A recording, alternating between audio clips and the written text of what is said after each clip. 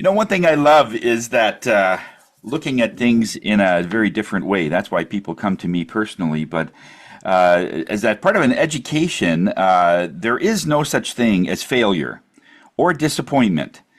And what I mean by that is that it is all time factor. It is all time release. It has an expiration date. And so, if you have a failure, or something that didn't work out, something that went sideways at the last minute, if you were to journal that, put that in a list. So if you were to take, let's say, a list, and then have three lines. On the first line, you would put what happened. Oh, I didn't get the job that I wanted. Or something happened to the kids. They wanted to get into a certain university or something, and it didn't happen. And so you put that down as a momentary disappointment. Then a month later, underneath that, you would just simply put what you learned from that experience. So the job that you didn't get. Well, what I learned was I was able to had to go through my CV and update that, and only then did I realize all the extra. When I updated everything, I realized that I had new skills because I hadn't been on the job market for a long time, and with all the extra training that I got, with the extra experience that I got in things, it made your CV look better. All right.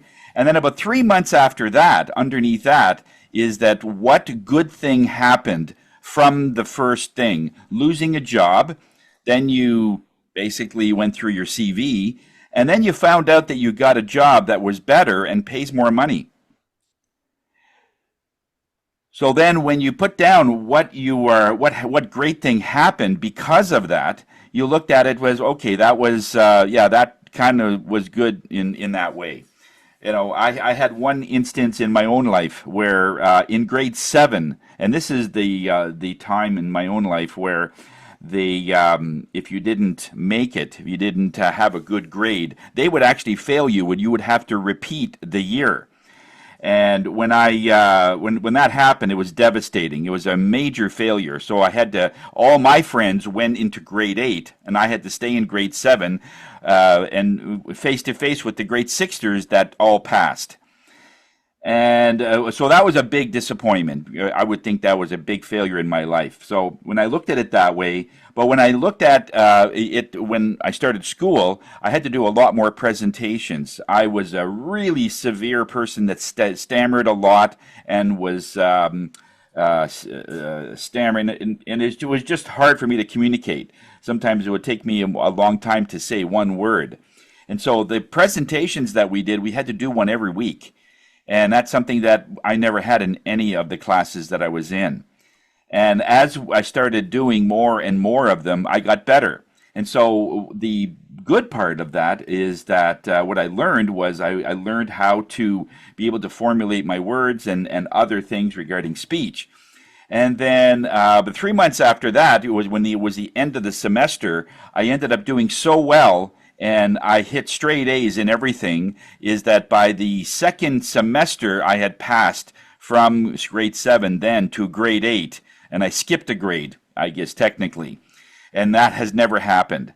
So it was almost a good thing that I failed in that way, or at the time, because I learned so much, and that it actually brought something out of me that I didn't expect.